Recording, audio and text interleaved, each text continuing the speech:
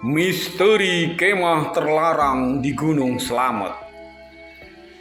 Gunung Slamet, sebuah gunung yang menjulang tinggi di salah satu wilayah di Jawa Tengah, memiliki pesona alam yang begitu indah. Namun, di balik keelokannya tersimpan misteri dan kisah-kisah menyeramkan yang dituturkan dari mulut ke mulut. Masyarakat sekitar percaya bahwa Gunung Slamet bukanlah tempat sembarangan. Di sana terdapat tempat yang dianggap terlarang untuk didatangin, terutama oleh orang luar atau pendaki yang tidak tahu adab. Bahkan para penduduk setempat menyebut salah satu area di sana sebagai Kawah Rawapati, tempat berkumpulnya para makhluk halus yang tidak senang diganggu. Tetapi sekumpulan pemuda yang tergabung dalam organisasi pecinta alam dari sebuah universitas besar di Yogyakarta tak pernah menghiraukan cerita-cerita semacam itu. Mereka justru menjadikannya sebagai tantangan dan kesempatan untuk merasakan pengalaman mendebarkan. Maka, mulailah mereka merencanakan ekspedisi mendaki Gunung Slamet untuk mengadakan acara kemah. Namun mereka tidak sekedar ingin berkemah di puncak gunung, melainkan di area yang menurut masyarakat setempat terlarang, yaitu di sekitar Kawah Rawapati. Ekspedisi itu dipimpin oleh Joko, seorang mahasiswa semester akhir yang sudah dikenal sebagai pendaki ulung. Joko memiliki keyakinan bahwa tempat terlarang hanyalah mitos, dan dia bertekad untuk membuktikannya. Tidak ada yang perlu ditakuti, kita pergi ke sana untuk menikmati keindahan alam, bukan untuk mencari masalah, kata Joko dengan penuh keyakinan ketika beberapa anggota kelompoknya merasa ragu.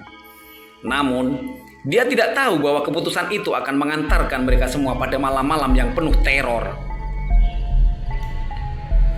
Joko dan 6 anggota lainnya berangkat pagi-pagi sekali. Mereka adalah Rangga, Ayu, Sinta, Dedi, Sari, dan Heri. Ketujuh pemuda ini sangat antusias, meskipun di antara mereka, Sinta dan Sari tampak sedikit cemas sejak awal. "Kalian yakin tempat ini aman?" tanya Sari, menatap peta yang menunjukkan jalur pendakian menuju Kawah Rawapati. "Sudah aku bilang, itu hanya cerita penduduk lokal untuk menakut-nakuti pendaki," sahut Dedi menyeringai. Sepanjang perjalanan, mereka melewati hutan pinus yang lebat, semak belukar, dan sesekali mendengar suara-suara burung yang menyambut pagi. Namun, semakin mendekati area Kawah Rawapati, suasana mulai berubah. Angin yang tadinya sepoi-sepoi berubah menjadi dingin menggigil, dan udara terasa lebih berat. Para pendaki pun merasa ada yang berbeda dengan alam sekitar. Pohon-pohon di sekitar mereka tampak lebih tua dan menjulang tinggi seperti raksasa penjaga, dan keheningan mulai menyelimuti. "Rasanya seperti ada yang memperhatikan kita," gumam Heri sambil melirik ke belakang. Joko mengabaikan komentar tersebut dan memimpin kelompoknya untuk terus berjalan. Setelah beberapa jam mendaki, akhirnya mereka tiba di area dataran luas yang dikelilingi oleh pepohonan tinggi dan dinding tebing curam. Di tengah dataran itu, terdapat sebuah cekungan besar yang dipenuhi air berwarna hitam pekat. Kawah Rawapati. "Tempat ini luar biasa," seru Ayu sambil mengeluarkan kameranya. "Bukan terlarang, tapi indah." Mereka mendirikan tenda di pinggir kawah dan menyiapkan perlengkapan kemah. Sore itu, suasana terasa cukup normal. Mereka memasak, bercerita, dan bersendau gurau. Namun begitu malam menjelang, keanehan mulai terjadi. Malam itu, angin bertiup kencang, membuat daun-daun di pepohonan bergerak dengan bunyi mencekam. Heri, yang bertugas menjaga api unggun, tiba-tiba mendengar suara perempuan menangis. Dia menoleh ke kanan dan ke kiri, tapi tidak ada siapa-siapa. Suara itu terdengar lagi. Kali ini lebih jelas. Heri bangkit, mencoba mengikuti suara tersebut, tetapi dia tidak menemukan apapun kecuali bayangan pepohonan yang bergerak liar. "Siapa di sana?" panggilnya dengan suara pelan. Tidak ada jawaban. Hanya suara tangisan yang semakin lama semakin lirih. Sebelum menghilang sepenuhnya, Hari merasa merinding. tapi dia memilih untuk kembali ke tenda. Saat dia kembali, Sari sedang duduk termenung. "Kamu dengar suara tadi, Sar?" tanya Harry. Sari menggeleng, tapi wajahnya pucat. "Entahlah, aku merasa tempat ini tidak ramah. Seperti ada sesuatu yang memperhatikan kita." "Sudah, jangan berpikir macam-macam," sahut Joko yang baru keluar dari tenda. "Ini cuma efek tempat yang sunyi." Namun, malam itu, kejadian aneh tak terhenti di situ. Beberapa kali tenda mereka bergetar tanpa sebab.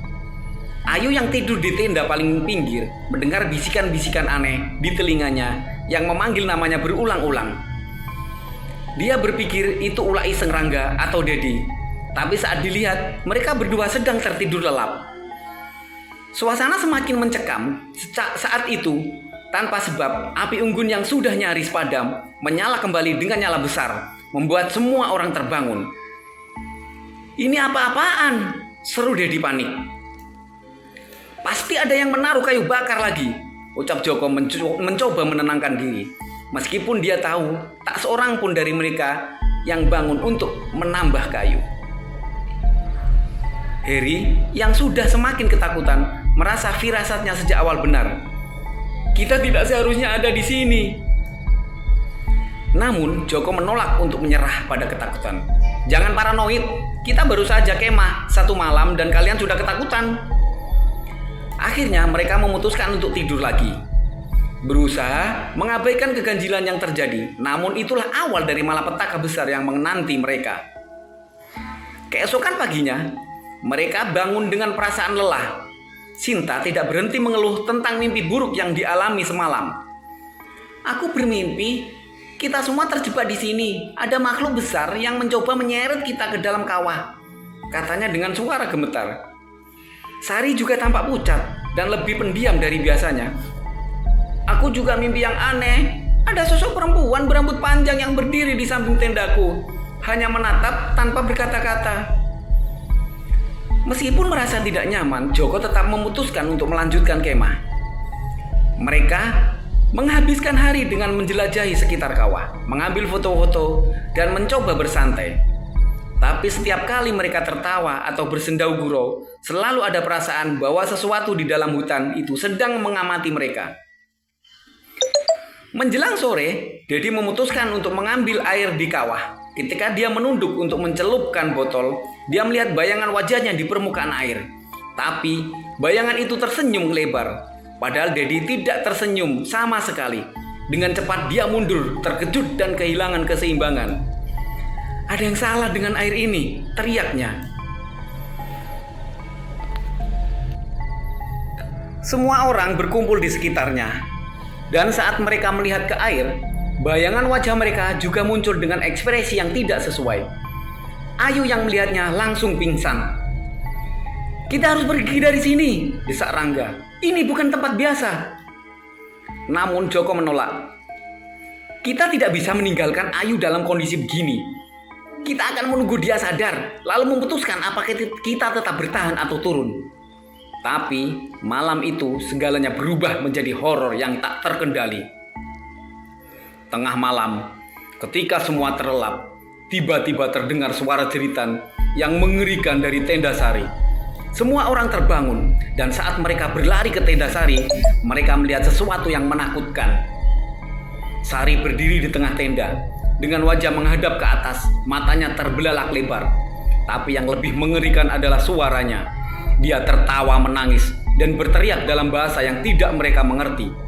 Rambutnya berkibar seperti terkena angin, meskipun udara di sekitar mereka begitu tenang. "Sinta! Sinta!" teriak Harry. Tapi Sinta yang berada di samping Sari hanya tersenyum aneh dan mulai berbicara dengan suara berat, seolah-olah ada sesuatu yang merasukinya. "Akhirnya kalian datang ke tempat kami," ujar Sinta dengan nada datar, bukan dengan suaranya sendiri. "Kalian pikir tempat ini untuk bersenang-senang? Kami tidak suka orang-orang seperti kalian mengusik ketenangan kami." Joko segera mengambil senter dan mengarahkannya ke wajah Sinta. Tapi Sinta justru melotot ke arahnya dengan tatapan penuh kebencian. "Pergi, atau kalian semua akan mati di sini," ancamnya. Kesurupan itu menyebar. Dedi dan Harry mulai menunjukkan gejala yang sama. Mereka meronta-ronta dan mulai menyerang satu sama lain. Hanya Joko dan Rangga yang masih sadar. Mereka mencoba mengikat teman-temannya dengan tali. Tapi kekuatan para makhluk yang merasuki tubuh mereka jauh lebih kuat dari manusia biasa. "Rangga, kita harus segera turun gunung," teriak Joko. "Kita tidak bisa mengatasi ini sendirian." Namun ketika mereka hendak membawa teman-temannya turun, sosok hitam besar muncul dari balik pepohonan. Matanya merah menyala dan tubuhnya setinggi 2 meter dengan tangan yang panjang seperti cakar serigala. "Kalian tidak akan pergi kemana-mana," sosok itu menggeram.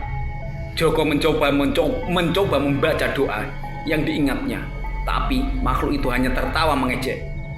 "Doamu tidak akan bisa menyelamatkanmu di sini, manusia." Joko dan Rangga akhirnya memutuskan untuk melarikan diri mencari bantuan. Mereka meninggalkan teman-teman mereka yang masih terikat di tenda, berharap bisa menemukan penduduk desa atau siapa saja yang bisa membantu. Tapi setiap kali mereka berlari, hutan itu seolah berubah. Jalur yang mereka lewati sebelumnya lenyap. Dan mereka selalu kembali ke tempat yang sama. Tempat tenda mereka berdiri. Tempat teman-teman mereka masih berteriak-teriak kesurupan. "Ini tidak mungkin, kita terjebak," ujar Rangga dengan putus asa. Sosok-sosok hitam mulai bermunculan di antara pepohonan, mengelilingi mereka. Namun tiba-tiba terdengar suara lantang dari kejauhan. Sebuah doa yang diucapkan dengan sangat keras. "Ya Allah, lindungilah kami dengan kejahatan makhluk-makhluk halusmu." Seorang pria tua muncul membawa tongkat kayu dengan kain putih yang berkibar. Itu adalah seorang sesepuh desa yang terkenal sebagai penjaga gunung. "Cepat, ikuti aku," perintahnya. Dengan bantuan pria tua itu, Joko dan Rangga berhasil membawa teman-temannya yang kesurupan kembali ke desa. Sesampainya di sana, pria tua itu segera melakukan ritual pembersihan dan doa-doa panjang untuk mengusir makhluk yang merasuki tubuh mereka. Setelah berhari-hari dirawat, para pemuda itu pulih satu persatu. Namun kejadian di Gunung Selamet meninggalkan trauma mendalam. Mereka semua bersumpah untuk tidak pernah kembali ke tempat itu.